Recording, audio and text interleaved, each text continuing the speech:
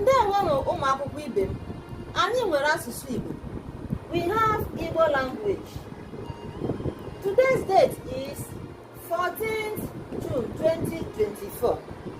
Ya bụ na tata bụ abalị 14 n'ọnwa isii n'afọ nke 2024.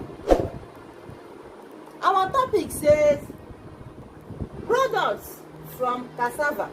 Products from cassava.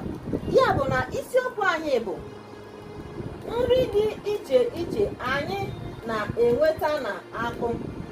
Nri dị iche iche anyị na-enweta na akpụ.